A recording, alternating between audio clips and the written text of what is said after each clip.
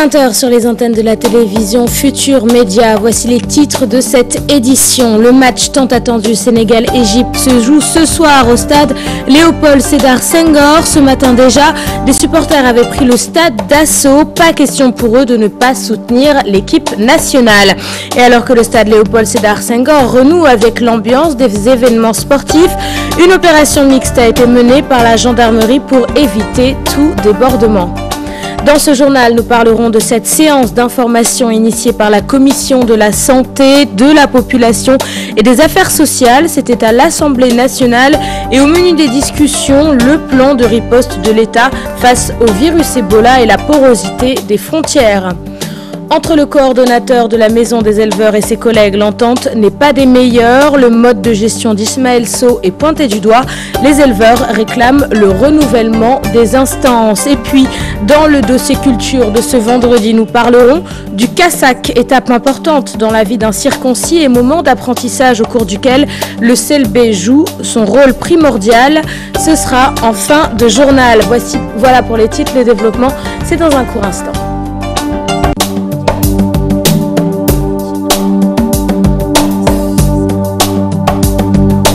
Mesdames et messieurs, bonsoir et bienvenue dans cette édition. Le match Sénégal-Égypte se joue en ce moment même au stade Léopold Sédar Senghor et pourtant des supporters étaient sur place dès ce matin. Pour ces passionnés de football, il fallait venir tôt pour avoir une place et pousser les Lions vers la victoire. Un match qui, rappelons-le, compte pour les éliminatoires de la CAN 2015. Koden Ndiaye et Modou Diop. Le 12e Gaïné prêt à pousser l'équipe nationale du Sénégal vers la victoire face aux pharaons d'Égypte. Pour ses supporters, il faut venir tôt le matin pour avoir une bonne place et pousser les Lions. Je viens de Yembel, rue de Boune, quoi. Je suis venu pour supporter les Lions du Sénégal aujourd'hui face à l'Égypte. Le match démarre à 20h, mais nous sommes venus le matin pour prendre une bonne place, donc, afin de pouvoir supporter bien nos Lions. Donc nous prions et puis nous souhaitons que les Lions puissent gagner ce match important pour nous. Nous sommes venus très tôt le matin pour supporter les Lions. C'est parce qu'on veut tous juste occuper une bonne place, être devant la chaîne pour supporter les Lions, c'est ça. Pour ses supporters, il est plus facile de jouer devant son public que de jouer ailleurs. Et nous allons supporter et puis nous éviterons, Inch'Allah, les mêmes erreurs puissent se répéter, quoi. C'est parce que bon, les matchs que nous n'avons pas joués ici nous ont coûté cher. Donc les supporters et toute la population en sont conscients de ces événements malheureux, quoi. Donc je pense que Inch'Allah aujourd'hui, quels que soient les résultats du match, nous allons nous calmer et puis rentrer en paix, Inch'Allah. C'est le passé, c'est le passé. Je crois qu'on doit oublier cela et essayer de jouer les choses à la philosophie, de les prendre à la philosophie, ou bien le passé, on est le présent, ou bien le passé, et jouons les choses comme telles qu'elles sont, faire plaisir. Yeah. Ces supporters très confiants n'attendent qu'une seule chose, une belle victoire devant les pharaons d'Égypte pour participer à la CAN 2015. Après 2 ans de travaux, le stade réouvre ses portes et déjà, le parking du stade et ses alentours renouent avec les vieilles habitudes. On note le retour des déguerpis revenus pour occuper le site. Interrogés par nos reporters, ils disent ne craindre aucun débordement lors de ce match. Maïmouna Ndiaye et Adam Agaï. Parking du stade Léopold Sédar Senghor, comme s'il n'y a jamais eu de déguerpissement. Mécaniciens et auto-écoles occupent l'espace. Ils n'ont toujours pas où aller. Bien vrai que nous avons un délai, mais nous avions reçu une sommation, mais jusqu'ici, les autorités ne nous ont pas notifié notre recasement. Le match Sénégal-Égypte, ses occupants le gèrent bien. Les auto-écoles, par exemple, ont un nouveau planning. On a déjà parlé avec nos responsables. Ils nous disent comme le match est à 20h. Donc à partir de 14h, on arrête tout, quoi. En fait, c'est pas sûr. Parce que nous aussi, on a besoin de nos matériels. On ne veut pas que les gens viennent gâter notre matériel quand même. Du côté des riverains, pas d'inquiétude. Ils ne pensent plus revivre la journée du 13 octobre 2012.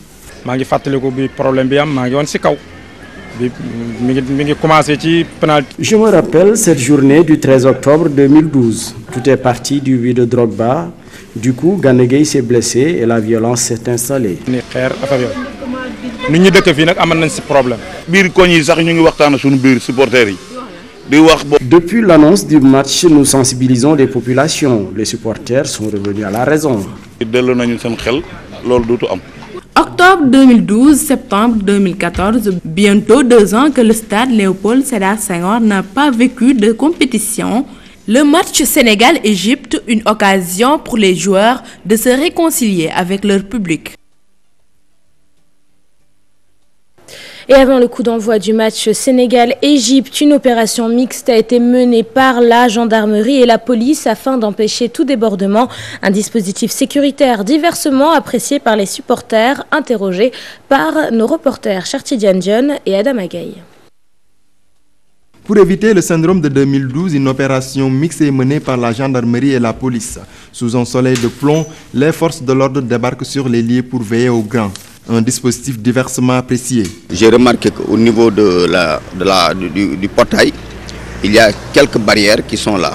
Mais je pense que devant toute la devanture, il devait y avoir des garde-fous pour mieux canaliser alors les supporters qui seront en rang pour rentrer dans le stade. J'ai trouvé quand même les gendarmes qui sont déjà sur place, plus les policiers. Et je crois que vraiment il y aura la sécurité aujourd'hui. Je pense que les autorités prendront aujourd'hui des mesures concernant les perturbateurs.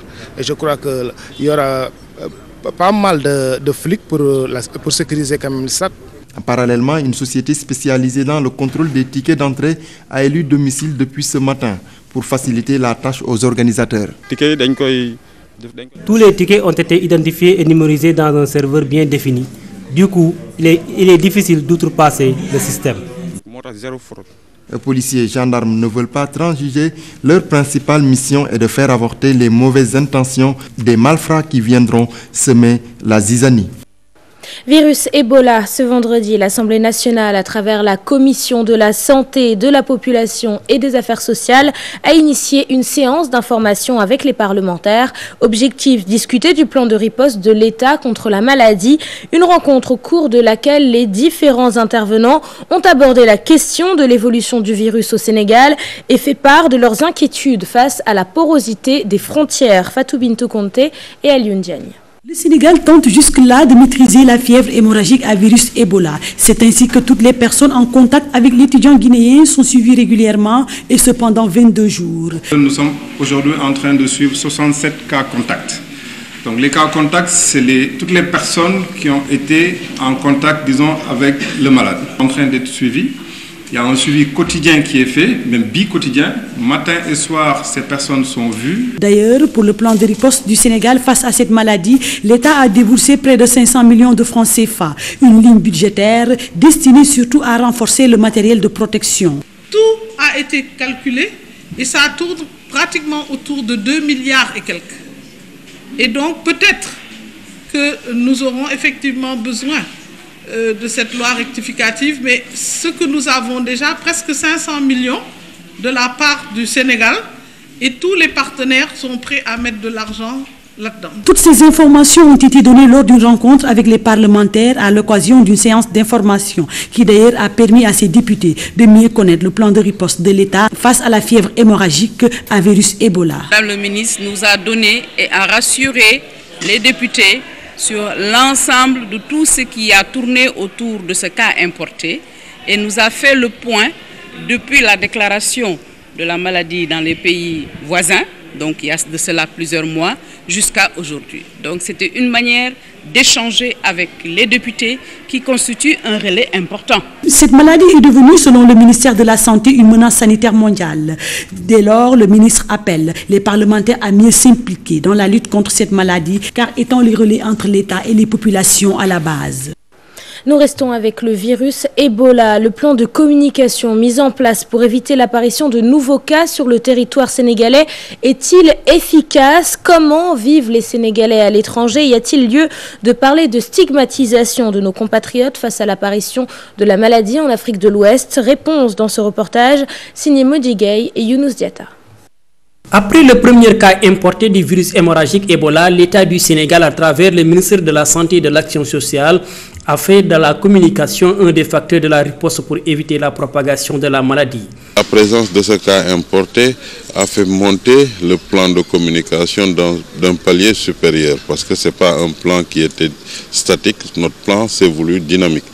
Et c'est dans ce sens que nous travaillons maintenant dans le cadre d'une commission communication et médias dirigée par le directeur de la communication.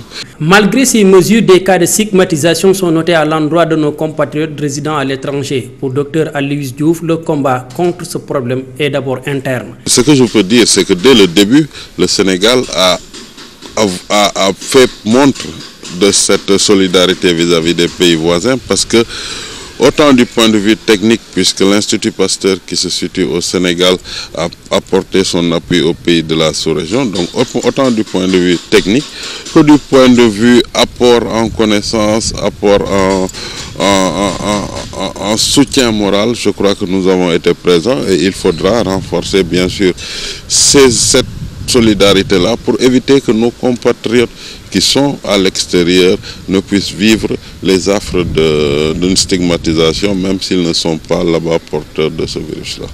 Une vingtaine d'étudiants sénégalais mis en quarantaine à cause du virus Ebola en Chine, des compatriotes expulsés des pays de la sous-région, un tableau qui pourrait appeler à relativiser le combat de la communication mis en place pour combattre le virus Ebola. 4 morts et 12 blessés, c'est le bilan d'un accident de voiture à Dara. Un véhicule de transport a dérapé avant de se renverser. Écoutons Medoun Diop, commandant des sapeurs-pompiers de Linguer. Il est au micro de Modumbaï. Nous avons été alertés vers 6h40 pour nous signaler un accident de la circulation à Dara. Un véhicule de transport type urbain, donc de marque Mercedes, a fait un dérapage plus renversement et occasionnant des blessés et des victimes coincées. Rapidement, on a rallié les lieux. Arrivé sur les lieux, nous avons trouvé donc pour un bilan provisoire 16 victimes, dont 4 corps sans vie, n'est-ce pas, donc, et 12 blessés graves. Mésentente entre le coordonnateur de la maison des éleveurs Ismaël Sow et ses collègues. Ces derniers fustigent le mode de gestion de leur coordonnateur et réclament la tenue du renouvellement des instances dans les plus brefs délais. Fatou Bintou Conté et Alioune Diagne. Les éleveurs sont actuellement très remontés contre le coordonnateur national de la Maison des éleveurs du Sénégal. Réunis autour d'un regroupement, ils s'indignent de la gestion gabégique d'Ismaël Sow. Une convention avec les grands moulins de Dakar. Sur l'alimentation bétail, il y a l'achat de l'alimentation, il y a un ressource. C'est des retombées. Ces ressources-là, on sait là où il a mis cet argent. Là, il faut que ça soit clair. Or que cet argent doit nous servir un fonds de garantie au niveau des institutions bancaires. Fait que ce dernier réfute, il dégage en touche et explique la situation, même s'il dit ne pas reconnaître ce regroupement. On a réussi de faire une convention avec les industriels qui fabriquent d'aliments de bétail, parce que les industriels, parfois, ils vendent les intermédiaires. Quelqu'un achète un sac d'aliments de bétail 5 000, allait le revendre les éleveurs à 15 000 francs. Nous, on a réussi d'établir une convention avec les industriels. Si les intermédiaires achètent le sac à 7 000, les éleveurs le achètent à 6 650. Ces éleveurs réclament le renouvellement du Conseil national dans les plus brefs délais. Le renouvellement, c'est clair, ils n'ont plus de mandat. D'ailleurs, on a monté un comité de crise, un comité de pilotage au niveau du cadre de concertation, regroupant toutes les associations, les forces vives. Ce comité-là, samedi, va convoquer les acteurs pour réfléchir sur les grands axes. Mais on va renouveler. C'est pas lui, on a entendu dire qu'il va renouveler. C'est pas lui qui va renouveler. Il n'a plus de mandat. Il n'a plus de légitimité. Et sur ce point, Ismaël Sow est en phase avec ses collègues et estime que c'est la base qui doit l'élire. Je ne sais pas qui est derrière, mais ça m'étonne. Parce que tout le monde, ils savent que nous, on a préparé pour faire le renouvellement. Le dossier culture de ce vendredi s'intéresse à cette étape importante dans le Leul et la vie d'un circoncis, le Kassak. Lors de cet événement, le circoncis est formé pour affronter la dureté de la vie. Pas seulement un moment de réjouissance, c'est aussi un moment d'apprentissage au cours duquel le Selbé joue un rôle primordial. Aïssatou Païfal et Mohamed Dian nous en disent plus.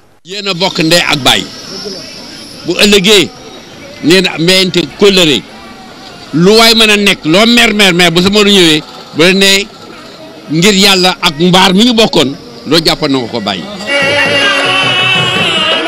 Le kassak lors du Leul fait partie de la culture sénégalaise.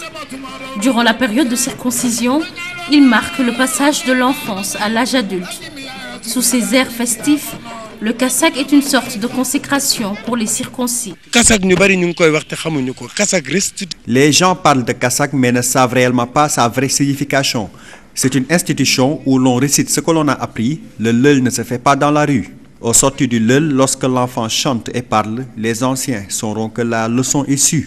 Le lengue, un bâton que l'on donne dans le kassak, est symbolique. Même la façon de le donner est significative. Teug bu rumbar, bu mimbar, botanbar, tous des serviteurs du circoncis. Mais l'initiateur Selbé est celui qui encadre le njuli partout. Quand nous sortons, je m'occupe d'eux. Nous sommes aussi passés par là. Nous avons tout laissé pour nous occuper d'eux dans toute situation. Ces enfants n'ont jamais dormi par terre. Nous le leur avons appris et beaucoup de choses encore qui font un homme. Ce père de famille n'a pas laissé son enfant circoncis à la maison.